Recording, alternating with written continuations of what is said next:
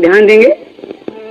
कुरु राजभूषण शिरोमणि सुयोधन, खड़ा सोचता पार पाना है मुश्किल। गुरु राजभूषण शिरोमणि सुयोधन, गुरु राजभूषण शिरोमणि सुयोधन, खड़ा सोचता पार पाना है मुश्किल। गुरु राजभूषण शिरोमणि सुयोधन, खड़ा सोचता पार पाना है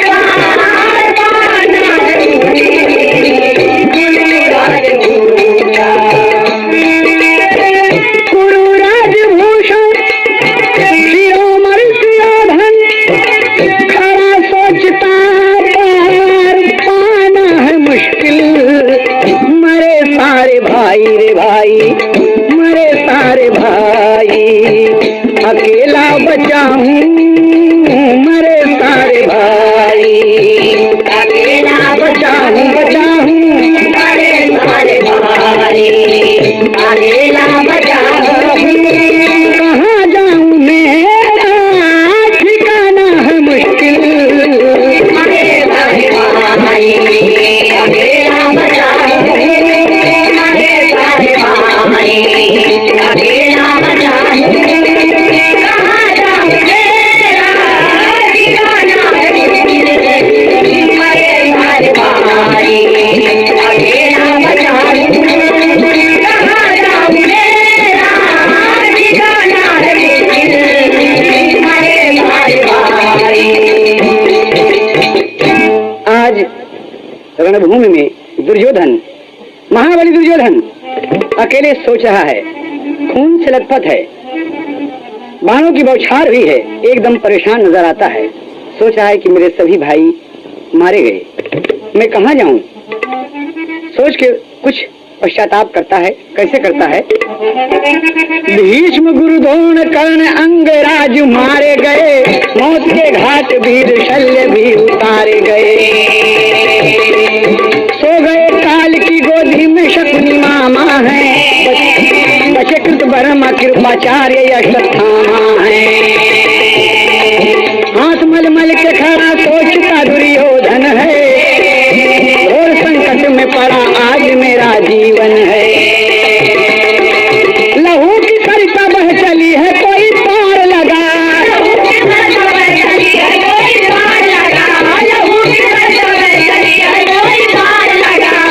कुरुक्षेत्र में लाशों का है अंबार लगा, कुरुक्षेत्र में लाशों का है अंबार लगा, कुरुक्षेत्र में लाशों का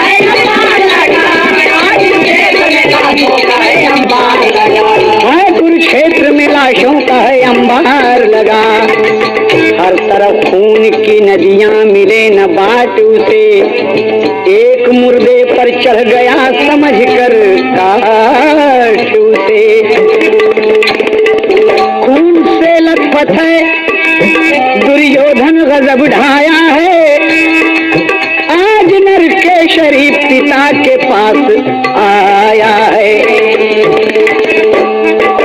अंधे धृतराष्ट्र दशा देखे पुत्र प्यारा है, जान के लाले पड़े फिरता मारा मारा है। कहा धृतराष्ट्र से कैसे मेरा सम्मान बचे,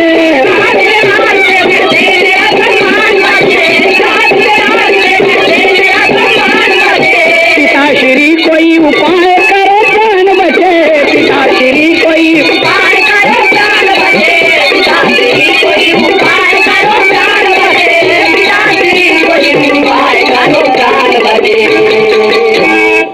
भागते भागते खून से लथपथ दुर्योधन, महाबली दुर्योधन परेशान होकर आज अपने अंधे पिताजी के पास आया है और पिताजी के चरणों में प्रणाम करके कहता है कि पिताश्री मेरे प्राण संकट में हैं, मेरी जान बचाओ। अंधे धृतराष्ट्र पुत्र सभी को प्यारा होता है मेरे भाई। दुर्योधन को देख रहे हैं और अपनी अंधी आंखों से रोने लगे और क्या कहते हैं कि मेरे पास तो कोई चारा नहीं बेटे दुर्योधन, लेकिन तुम्हारी जिद तुम्हें खा गई दुर्योधन। खा हाँ पिताश्री। और धृतराष्ट्र जी क्या कहते हैं? बोले पिताश्री सुनो बात मेरी, खत्म हो गई जिंदगी बेटे तेरी। माता से पूछो, हाँ माता से पूछो, वही कुछ कहेगी, वरना तो जीवन बचाना है मुश्किल।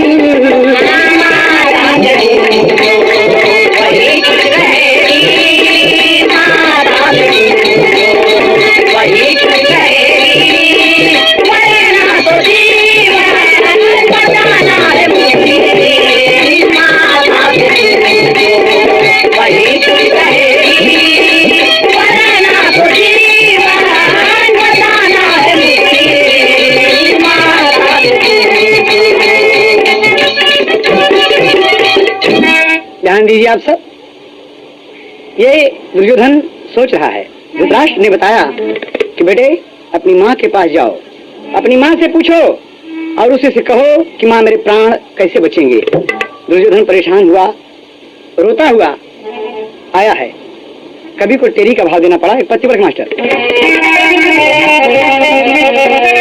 हाँ लहू के रंग में डूबी मेदनी, अरे लहू के रंग में डूबी मेदनी, अरे कंपित तीन लोक भय कुरुक्षेत्र के जंग में, लहू के रंग में डूबी मेदनी।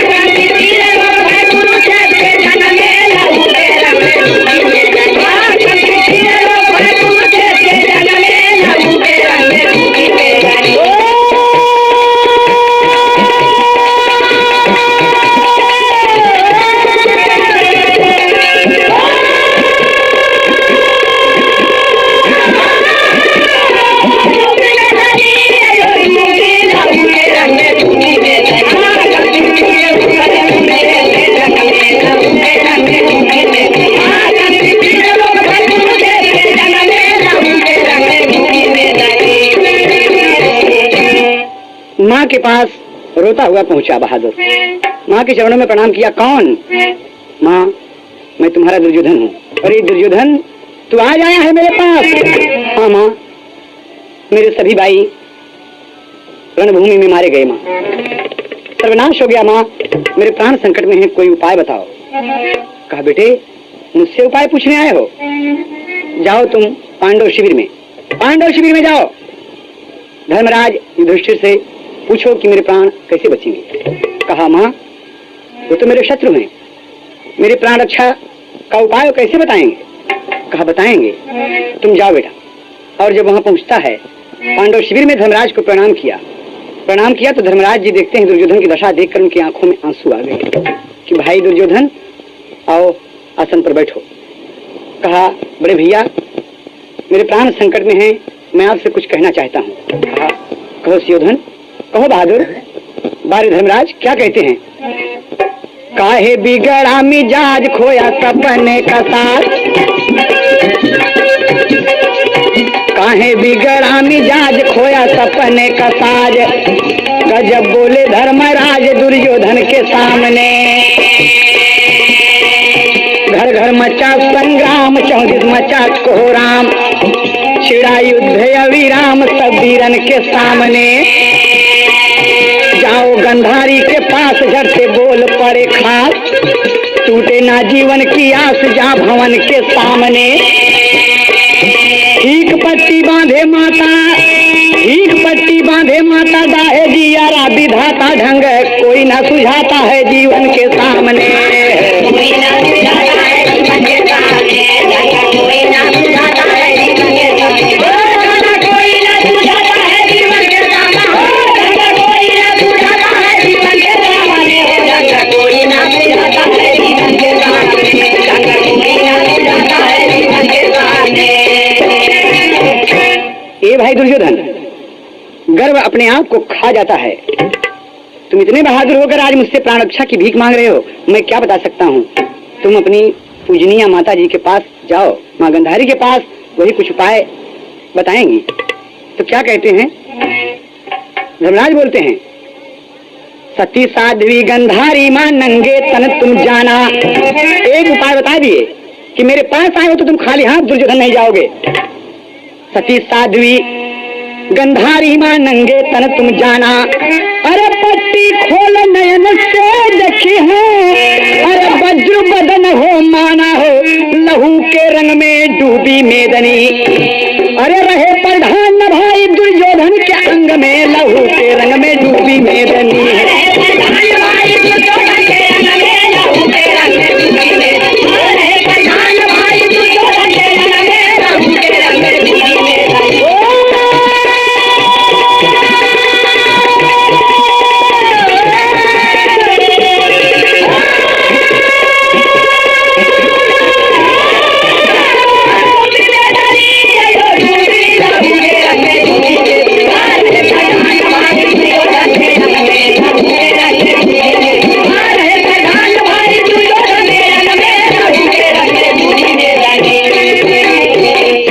याद रहे दुर्योधन, तुम्हारे बदन पर वस्त्र नहीं होना चाहिए, एकदम नंगी बदन तुम अपनी माँ के पास जाओ।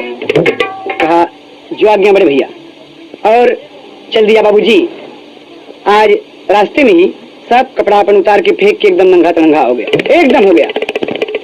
इतना बड़ा बहादुर आज प्राण बचाने के लिए अपने आप को नंगा कर दिया। कहना है मेरे भाई, जैसे धर्मराज बतलाए, जैसे धर्मराज बतलाए, वैसे दुर्योधन कहनाए, सारा वस्त्र बहाए आए गंधारी के सामने, सारा वस्त्र बहाए भाए गंधारी के सामने, एकदम नंगी रहा शरीर राह में मिल गई ले यदुवीर, एकदम नंगी रहा शरीर राह में मिल गई ले यदुवीर, नंगा भया कसत रणधीर बनवारी के सामने, बताए दुर्योधन सब राजकृष्ण जी कहाँ लगाई ना लाज, नंगी बदन आज तू जैबा महतारी के सामने, अपने गुप्त अंग को ढांप नहीं जाए, तीन लोग है कहाँ पर अस्ता नाप साप दे दे ही बलधारी के सामने।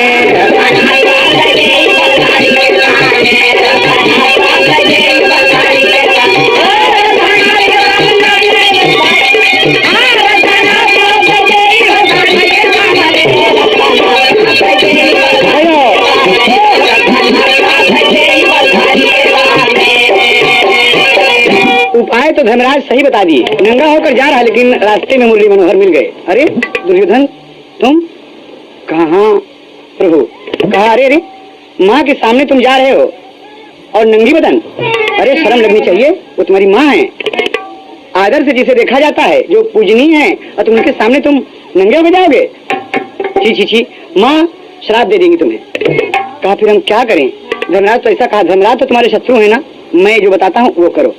कहा बोलिए। कहा अपने बदन पर जो आपका गुप्त अंग है कम से कम उस पर तो कुछ कपड़े वगैरह आप किसी चीज से ढक लो। कोई बात नहीं, आप ठीक कह रहे हैं कि धर्मराज मुझे बेइज्जत करना चाहते हैं, ये बात उसके मन में आई और कृष्ण की बात मान गया। भगवान समझा दिए, क्या कहते हैं पुराण में है, कृष्ण की बात मान दुर्योधन तन पे लपेटा पात, अरे पट्टी खोल गंधारी जखली, अरे दुर्योधन के गात हो लहू के रंग में डूबी मेदनी, अरे बेटवा घात कर गए मदन मुरारी संग में, लहू के रंग में डूबी मेदनी।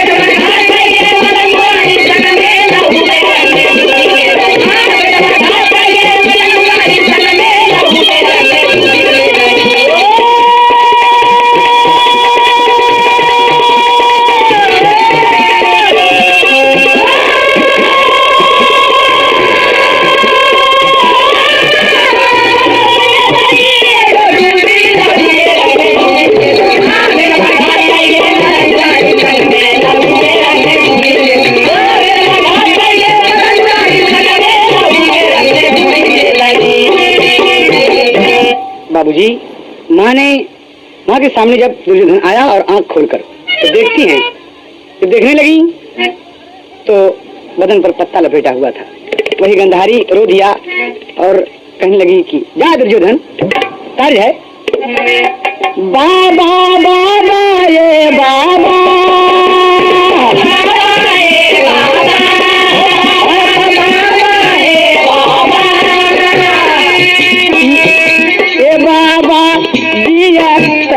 गया हम बाबा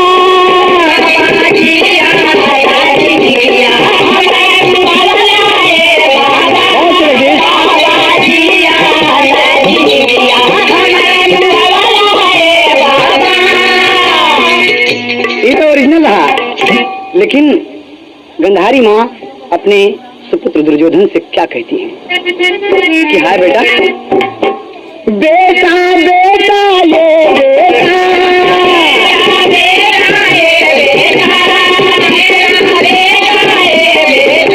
ये बेटा यापन तनवा काहे काची पहिल्या ये बेटा,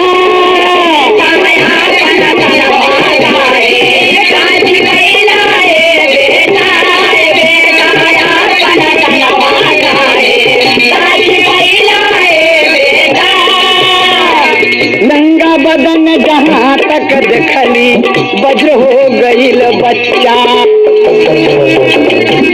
जतना अंग पहिला हमसे उहे रह गईल कच्चा, बेटा बेटा ये बेटा,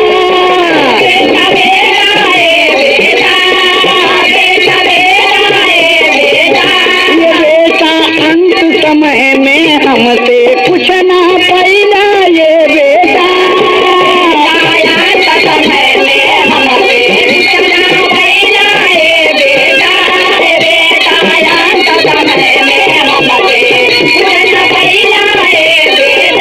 ये बेटा अंत समय में हमसे कुछ न पहिला ये बेटा,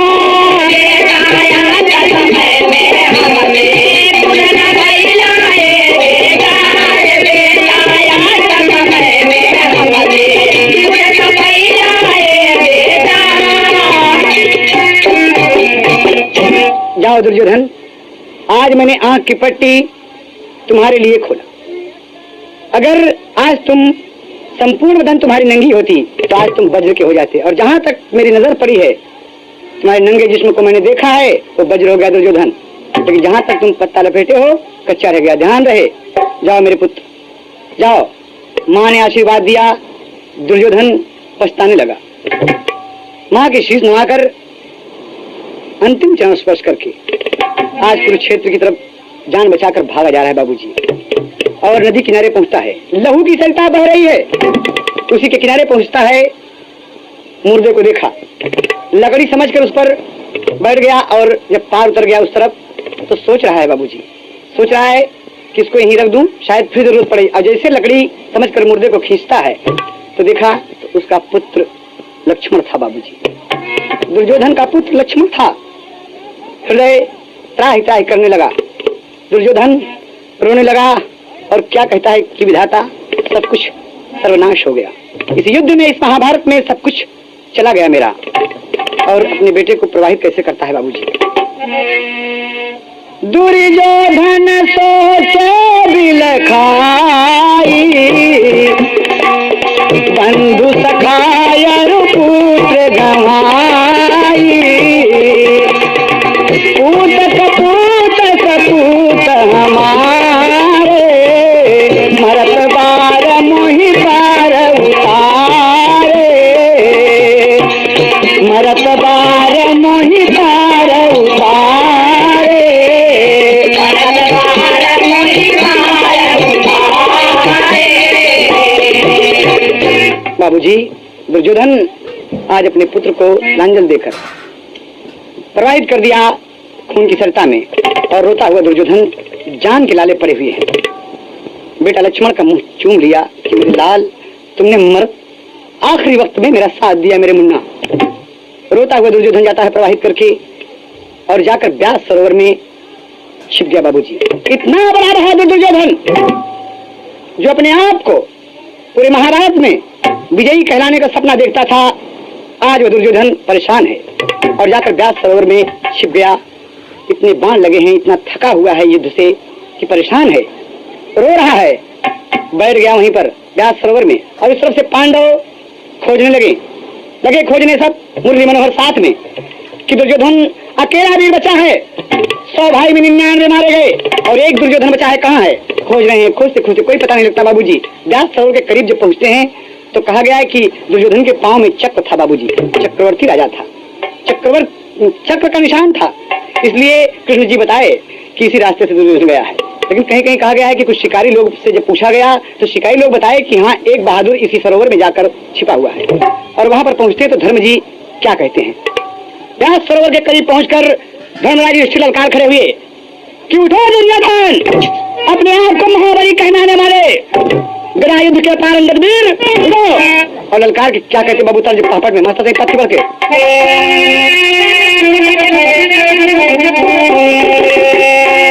अरे व्यास सरोवर पर झड़ डाले सरवा कुंती वाला हो, और बड़ी भयंकर किया गर्जना सरवा कुंती वाला हो।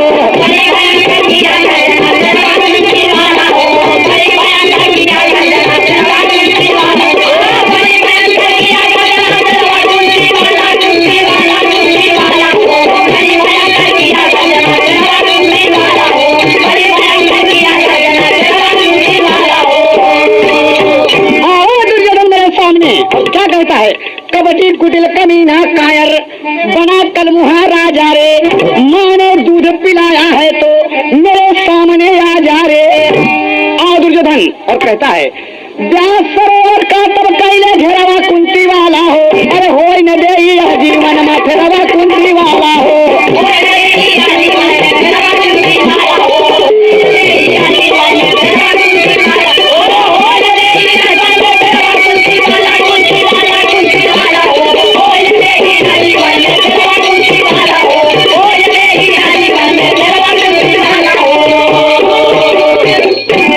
ललकार रहा है कि आज तुम्हें मैं ललकार रहा हूं तो जब निकलो बाहर आओ, और तुम इसमें छिपे हो कायरों के तरीके से मुंह छिपा कर इसमें निकल बाहर।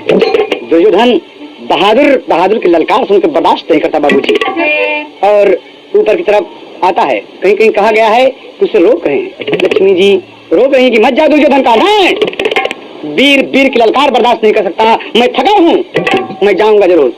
और बाबूजी दुर्योधन व्यास सरोवर से ऊपर आ रहा है, कहना पड़ा अरे पहन चली तीन रंग की चोली, पहन चली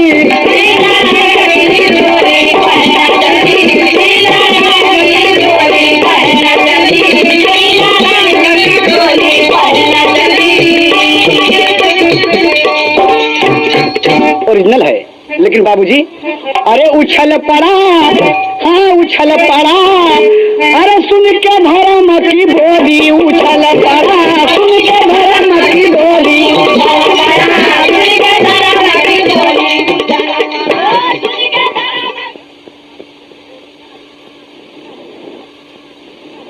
उपस्थित हैं, देखकर क्या कहता है, दुर्योधन बोलता है कि आपके बंधु बांधव आपके साथ हैं, मैं अकेला निहस्त्र, आप में से कोई एक योद्धा हमसे युद्ध करे। धर्मनीति नहीं कहती कि आप 5 हैं और मैं अकेला। इतने में बोल खड़े धर्मराज कि आज तुम्हें धर्म और नीति की बात याद आती है दुर्योधन। याद करो उस दिन को बहादुर, जिस दिन लड़ाई के मैदान में तुमने मेरे छोटे बेटे को मार डाला मेरे अभिमन्यु को। और क्या कहते हैं, मरला धोखवा से रन में हमार ललाना। कौन से कहानी मिलेगी।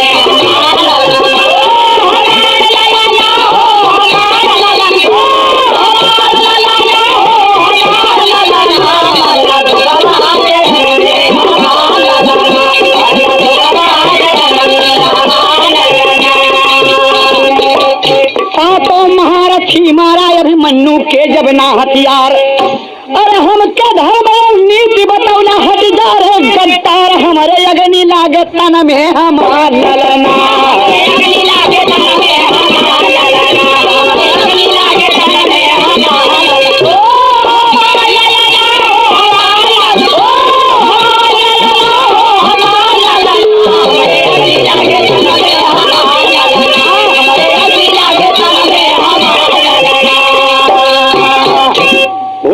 सात महारथी मिलकर मेरे अभिमन्यु को चक्रव्यूह के 7वें गेट पर 7वें फाटक पर तुम दुर्योधन मेरे अभिमन्यु को निहस्त्र मारे हो।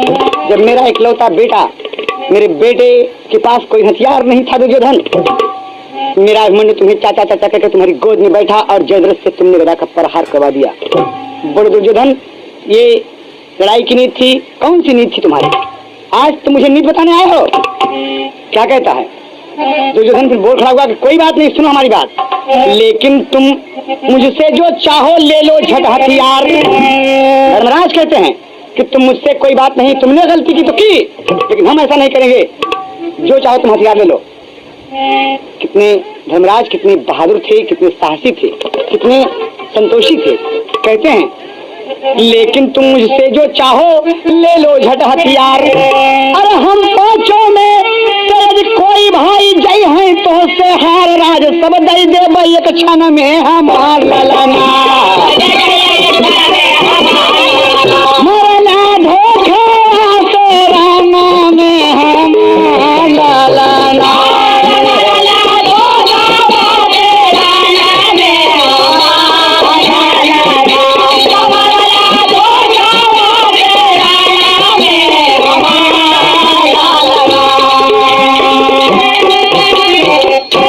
हम 5 भाई हैं, जिससे भी चाहो तुम युद्ध कर लो, अगर मेरा कोई भाई तुमसे हार जाता है दुर्योधन तो सारा राजपाट में तुम्हें दे दूंगा।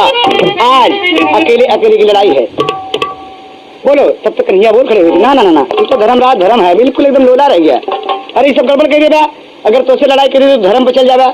नकुल सहदेव ये सब दुर्योधन से लड़ेंगे, नहीं लड़ेंगे।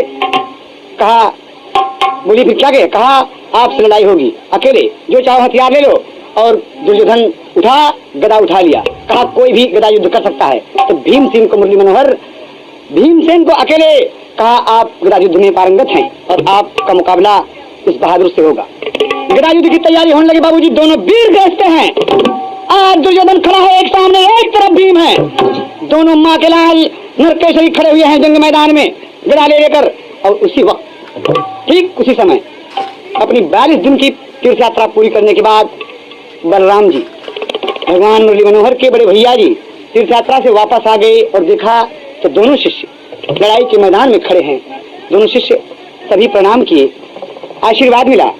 कहा मैं दोनों पक्षों में किसी भी पक्ष में शामिल न होने के हेतु भी हम तीर्थ यात्रा को चले गए थे, लेकिन आज वापसी पर मेरे दोनों वीर मेरे दोनों शिष्य लड़ रहे हैं तो मैं आज गदा युद्ध देखूंगा। लेकिन ये स्थान व्यास सरोवर का किनारा उपयुक्त नहीं है। आओ चलो कुरुक्षेत्र के मैदान में जहाँ तमाम वीर मारे गए हैं, आल्हा कवि को भाव देना पड़ा।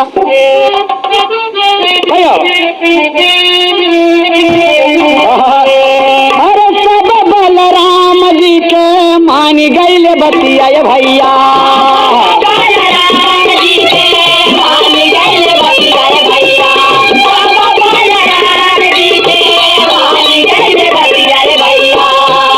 कुरुक्षेत्र में करई के घमासान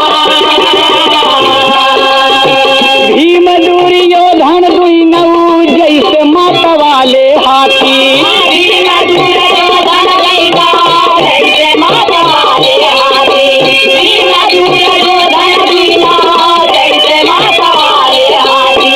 गदा युद्ध होए लागल कांपे आसमान,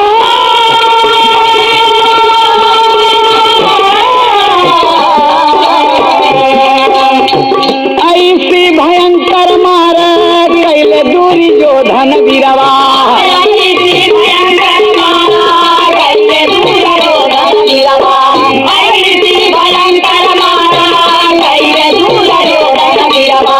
भीम का लगत नहीं रन में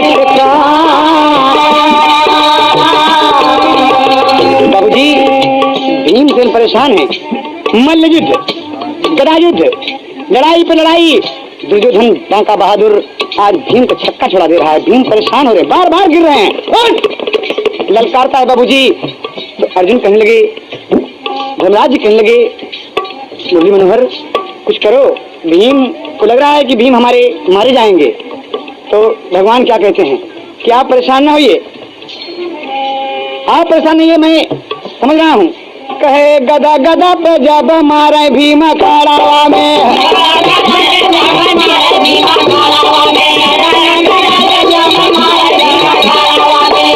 अरे देख के युधिष्ठिर अर्जुन गईले परेशान, कहीं मन मोहन युग से जुगुती लगावा,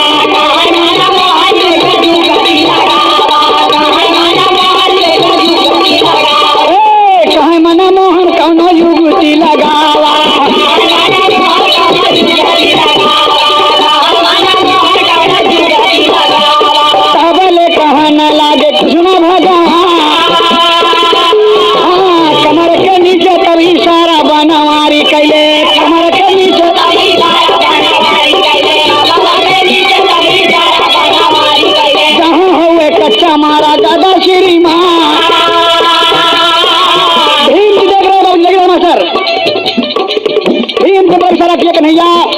टांग पे ठोकते हैं, यही इतना आसान कच्चा है भीम, वरना तुम दुर्योधन से पार नहीं पा सकते हो बहादुर।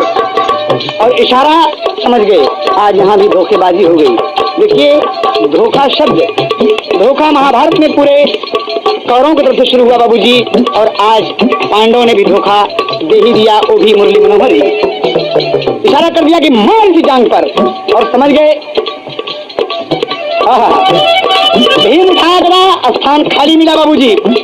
जंघिया पे मारे भीम गदा जब शेरावा के, जंघिया पे मारे भीम गदा जब शेरावा के, जंघिया पे मारे भीम गदा जब शेरावा, अरे जंघिया पे मारे भीम गदा जब शेरावा के, टूट गई टंगरिया धरती उतार, टूट गई टंगरिया धरती उतार, टूट गई टंगरिया धरती उतार।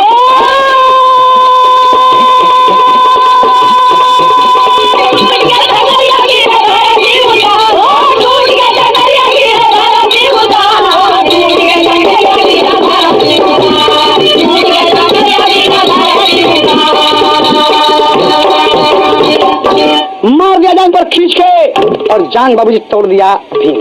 हाय हाय हाय हाय, माँ गंधारी की बात सच निकली, वही उतना स्थान कच्चा था, उसके जो गुप्त अंग थे बाबूजी जांग के नीचे।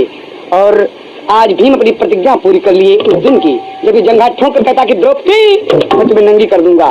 तो आज द्रौपदी के अपमान का भी बदलाव पूरा हुआ बाबूजी, भीमसेन की प्रतिज्ञा भी पूरी हुई, तोड़ दिया। और गदा युद्ध के आचार्य श्री बलराम जी को बड़ा क्रोध आया, और क्रोध आया, एकदम खड़े हो गए गदा लेकर कि गदा युद्ध के समय, सुनो, गदा युद्ध के समय नाभि के नीचे प्रहार नहीं करना चाहिए, भीम ने नियम का उल्लंघन किया है।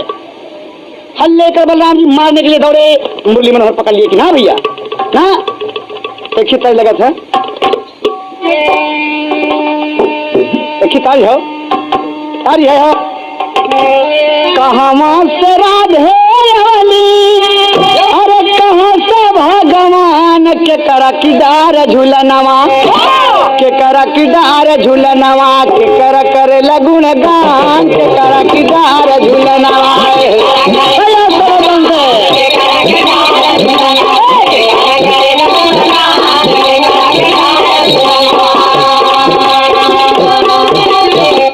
बरसाने से राधे वाली, गोकुला से भगवान, कदम की डारी झूलनवा, कदम की डारी झूलनवा, देसवा करे लगुण गान, कदम की डारी झूलनवा।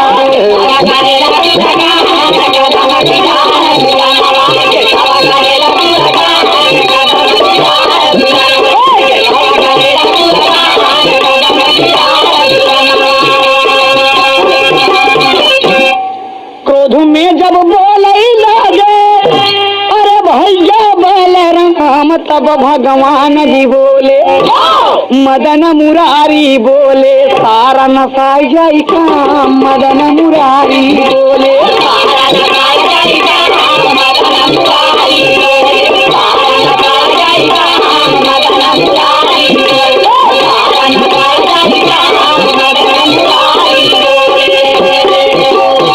ना भैया, हमने से मेरे ये बात आई है कि पूज्य बंधु यादवों से किसी भी व्यक्ति द्वारा, यादवों में से किसी भी व्यक्ति द्वारा पांडवों का अहित नहीं होना चाहिए, नहीं होना चाहिए, क्योंकि पांडव हमारे आत्मीय हैं, अपने हैं।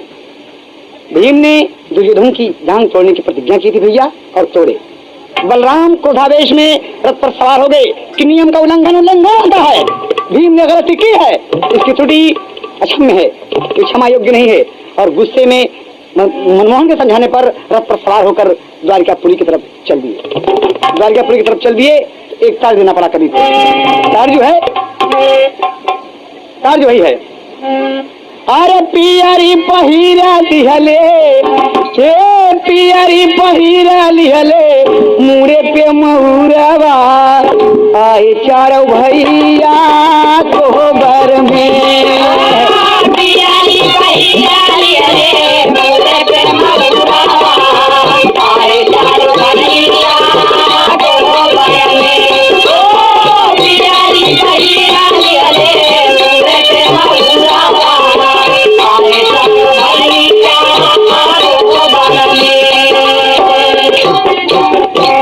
बोलना हुआ बाबूजी और कहना है हमार कि जब सब चले गए बाबूजी, हाय हाय हाय हाय, आज वो बहादुर दुर्योधन रण क्षेत्र में अकेला पड़ा हुआ है बाबूजी। कहना हुआ, अरे परा रण खेतावा में, परा रण खेतावा में तेरावा अकेलावा, खेलावा खत्म महाभारत के।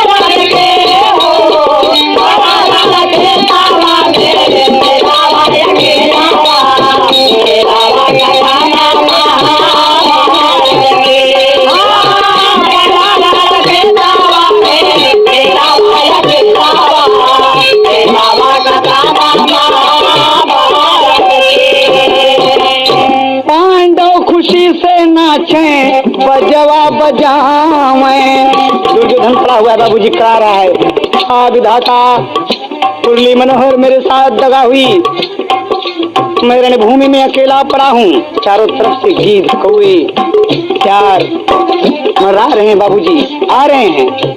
पांडव खुशी से नाचें, बजवा बजावें, सारा अपमान वाला बदला चुकावें, पापी दुर्योधन से छूटेगा झमेलावा, खेलावा खत्म महाभारत के।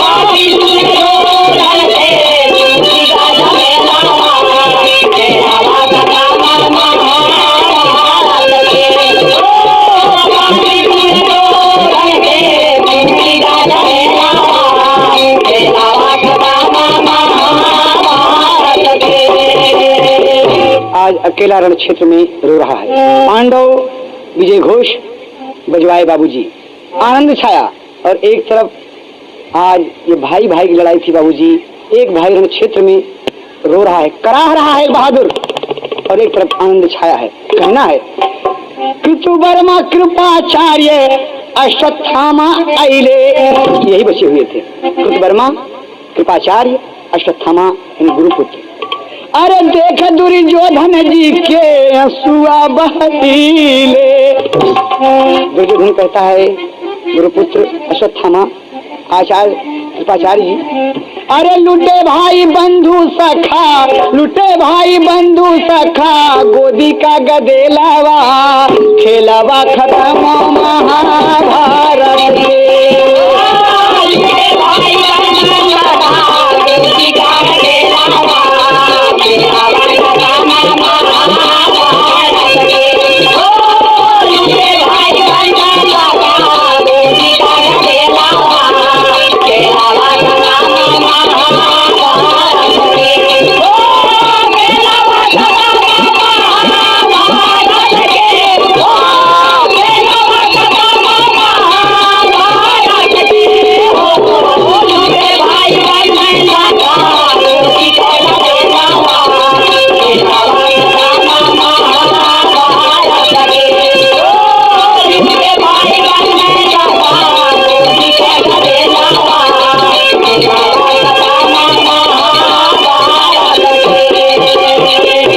आचार्य अश्वत्थामा, आज सब कुछ लुट गया, हम बर्बाद हो गए। अश्वत्थामा खड़ा है और आज अश्वत्थामा को तिलक लगाकर दुर्योधन सेनापति नियुक्त करता है बाबू जी।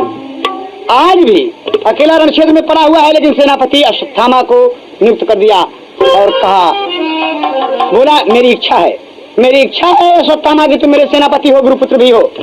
मेरे रहते तुम 5 पांडवों का शीश काट कर मेरे सामने ला दो। ये मेरी इच्छा है, इसलिए कि मुझे आशीर्वाद मिला है, ये वरदान मिला है कि जब तक हर्ष और विषाद, सुख और दुख एक साथ एकत्रित नहीं होंगे मेरी मौत नहीं होती।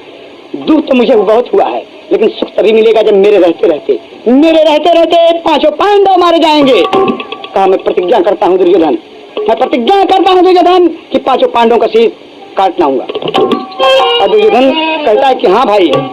कहा अरे अब तो सारी माया छूटल, अरे हमारी किस्मत ऐसी फूटल टूटल, धोखे में टंगरिया रोवेला तेरा।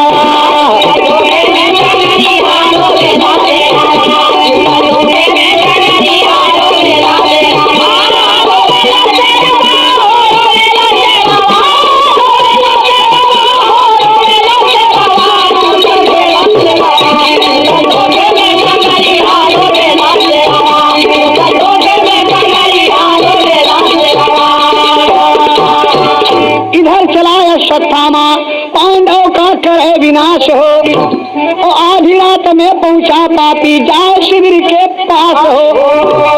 हम 5 पांडव का शीश काट कर लाएंगे। अच्छा बहादुर जाता है बाबू। देखिए आधी रात को पांडव के शिविर में पहुंचा। अरे आधी रात में पहुंचा पापी जाए शिविर के पास, यास से देखे भर नजरिया रोवेला तेरा।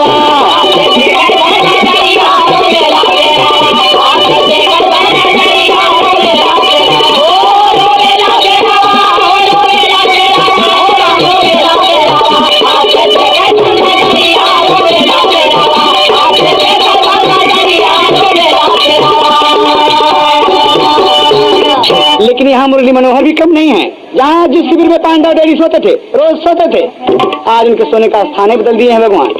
जहाँ पर पांडव सो रहे हैं वहीं पर द्रौपदी के 5 पुत्रों को सुला दिए हैं। और ये पहुंचा द्रोणाचार्य का पुत्र अश्वत्थामा हाथ में करार लेकर तमाम संहार करता हुआ पहुंचा शिविर में, जब 5 बच्चे सो रहे हैं बाबूजी। द्रौपदी के 5 पुत्र थे। देखिए यहीं पर धोखे से 5 बेटवन का लिहल से शीश उतारी। अरे 5 शीश उठा के चली भे खून से रंगल कटारी, घेरे कारी अंधियरिया रोवेला शेरवा।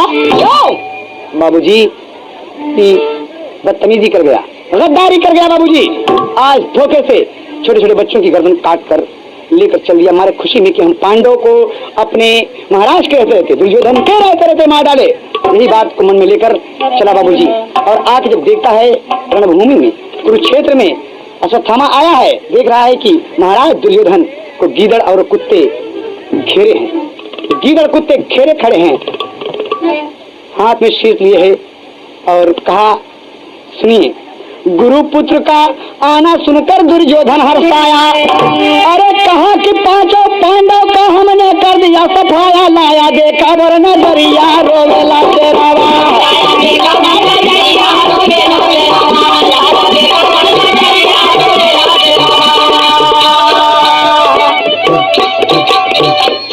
कहा ये रहा 5 पांडव का शीश। जब दुर्योधन बोला बहुत खूब बहुत खूब, मेरे जीते जी तुमने मेरे शत्रु का विनाश कर दिया, शीश काट लाया और खुशी हो गया बाबूजी। प्रसन्नता एक साथ उसे हर्ष हुआ।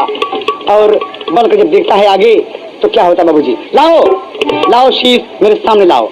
और शीश मिला बच्चों का जब दुर्योधन तब चिल्लाया, अरे द्रोणी अश्वत्थामा तेरा नाश हो जाए, बदतमीज तूने क्या किया। आज उस तरफ तो सुख पैदा हुआ बाबूजी, और दुख हो गया कि मैंने पांडव को मारने के लिए कहा था, न कि बच्चों को मारने के लिए। बाबूजी सुख दुख दोनों एकत्रित हो गए। कहता है चिल्लाकर, शीश मिला बच्चों का जब दुर्योधन तब चिल्लाया, अरे बच्चों को मारा है तुमने, संग में दगा कमाया, बहाया आंसू से न दरिया रोवेला वीरावा।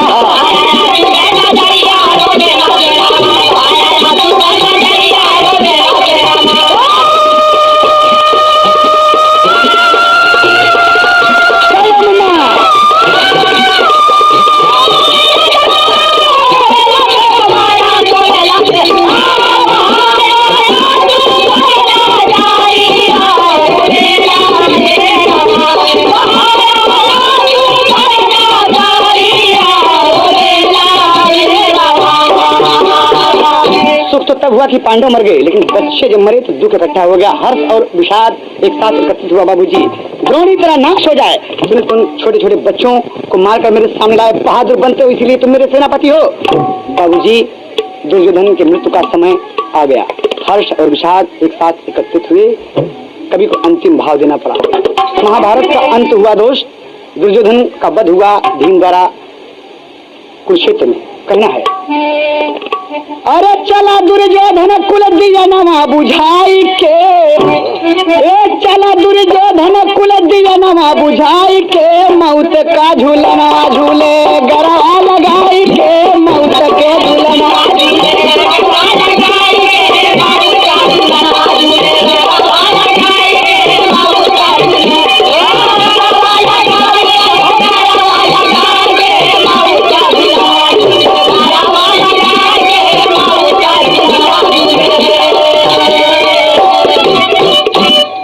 दुर्योधन स्वर्ग चढ़ी के विमान हो। 100 के 100 भाई भीम के द्वारा कुरुक्षेत्र में इस महाभारत की लड़ाई में मारे गए।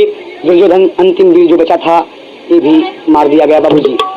और दुर्योधन आज भगवान खुश हैं उससे, वो विमान पर चढ़ के जा रहा। कवि को कहना पड़ा कि चला दुर्योधन स्वर्ग चढ़ी के विमान हो, 18 दिन में खत्म भइले महाभारत में। अरे पांचों पांडव नाचे लागे बजा बजवा बजाई के, मौत का झूलना झूले गरवा लगाए के, मौत का